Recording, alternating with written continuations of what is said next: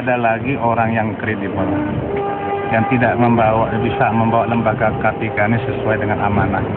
Lembaga ad hoc ini juga tidak mampu. Untuk apa ad hoc dibentuk? Kan rasional. Jadi kalau memang sudah tidak ada lagi di negara ini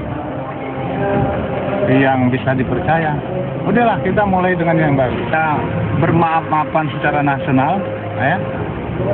Kita mengundang semua para koruptor pulang.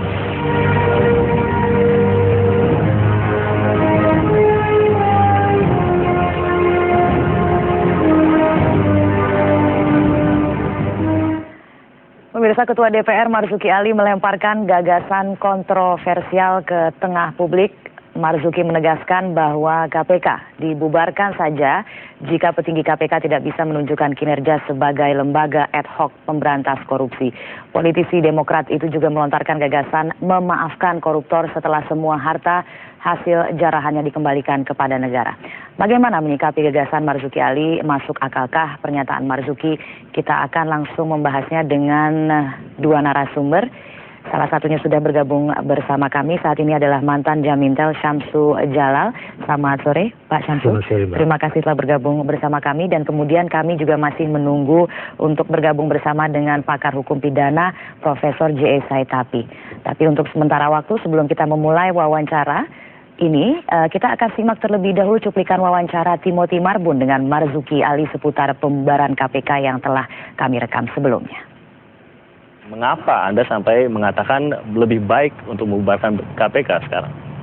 Kita ketahui bahwa lembaga KPK ini adalah lembaga ad hoc yang dibentuk untuk percepatan pemberantasan korupsi.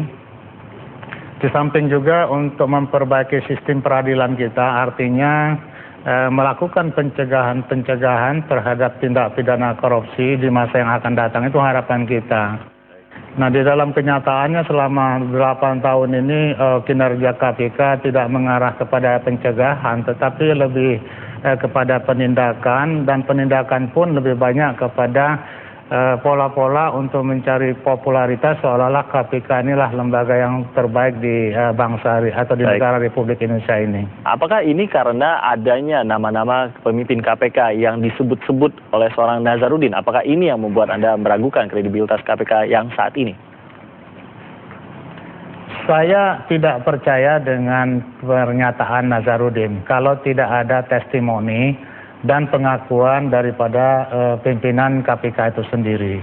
Bahwa ada pertemuan tahun 2008, ada pertemuan tahun 2010, apapun ceritanya, kalau sudah terjadi pertemuan yang berulang, 2008 memang betul mereka belum sebagai anggota DPR, mereka adalah pengusaha, mereka ada elit politik, apapun justifikasinya, apakah etis pertemuan itu dilakukan. Pada tahun 2010 terjadi lagi pertemuan, dan dengan alasan bahwa mereka anggota DPR Komisi 3 merupakan mitra dan sebagainya, apapun justifikasinya agak meragukan pemikiran saya tentang bagaimana saya percaya dengan KPK ini sebelumnya. Pak, apa yang melatar belakangi Anda melihat KPK yang sekarang ini di bawah kepemimpinan Busro Mufaddas sepertinya tidak lagi bisa seefektif dahulu dan perlu sampai dibubarkan? Saya yakin kredibilitas Pak Busro, saya kenal Pak Busro selaku Ketua KY yang lama dan sekarang ini memimpin KPK. Namun seorang Busro Mufaddas tidak bisa mewakili satu lembaga KPK karena lembaga KPK ini keputusan diambil secara kolektif dan kolegial. Itu yang saya ketahui. Nah, oleh karenanya satu yang ingin saya sampaikan, dengan kewenangan yang berbeda yang dimiliki oleh KPK, harusnya KPK mampu memberikan kinerja yang jauh lebih besar daripada harapan umumnya masyarakat. Apa kewenangan yang berbeda dengan lembaga penegakan hukum lainnya adalah kewenangan mereka untuk menyadap pembicaraan telepon kepada siapapun yang dicurigai melakukan suatu tindak pidana korupsi. Kewenangan ini tidak dimiliki oleh kejaksaan dan tidak dimiliki oleh kepolisian. Andai kata kewenangan diberikan kepada kejaksaan, saya mungkin mempunyai prediksi yang agak berbeda. Lembaga kejaksaan mungkin juga akan menghasilkan apa yang dihasilkan oleh KPK pada saat ini. Jangan-jangan ini karena adanya begitu banyak kasus yang melibatkan kader dari Partai Demokrat, sehingga pernyataan seperti ini keluar dari Anda? Saya berbicara ini tidak sebagai Ketua DPR, saya juga tidak sebagai pimpinan daripada Partai Demokrat. Ini sebagai ungkapan pribadi saya.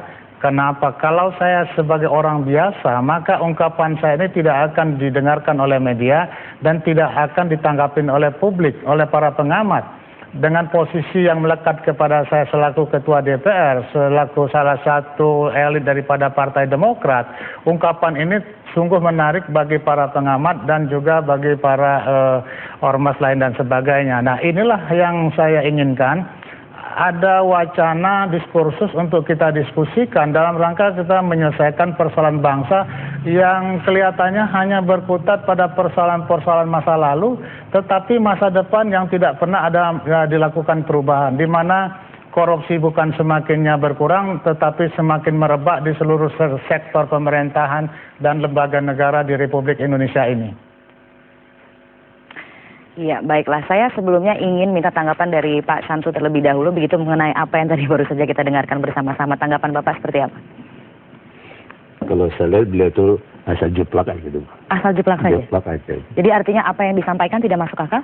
Iya, yang benar dong. Makanya pejabat negara tuh hati-hati. Kita diberi mata oleh Tuhan.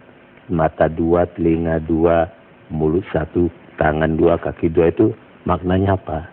Supaya banyak mendengar, banyak melihat, sedikit bicara. Jangan asal ngomong. Maka saya ingat tuh, baiknya lagunya Bimbo. Punya mata tapi tak melihat. Punya telinga tapi tak mendengar. Punya mulut tapi tak menyapa. Punya hati tak merasa. Itulah gambaran penting-penting negara kita. Menggambarkan kondisi yang terjadi saat ini, begitu betul, ya. Betul. Cocok begitu ya menurut Bapak seperti itu. Baiklah, kalau begitu akan kita lanjutkan perbincangan ini sesaat lagi. Pemirsa tetaplah bersama kami.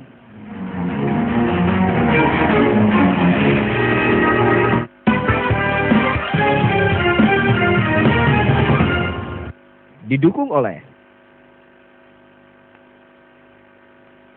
Pagi Mas Tukul.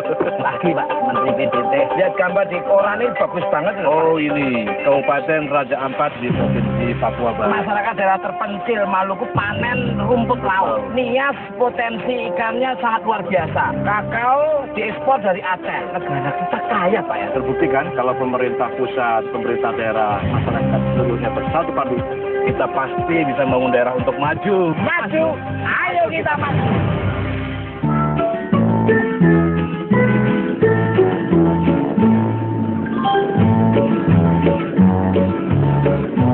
hanya di BRI Syariah, nyicil logam mulia emas bisa sampai 15 tahun.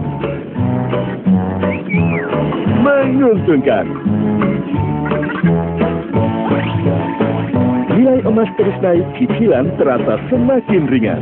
Kepemilikan logam mulia BRI Syariah ID untuk mimpi masa depan Anda. Terima kasih kepada konsumen Indonesia yang telah memilih Mustika Ratu untuk 3 kategori produk terbaik, yaitu Slimming Tea, Best Brand 6 kali berturut-turut, masker bengkoang, pemutih kulit wajah terbaik, pemenang 3 kali berturut-turut, Best Brand Golden Award, minyak zaitun, pelembut kulit terbaik, peraih Best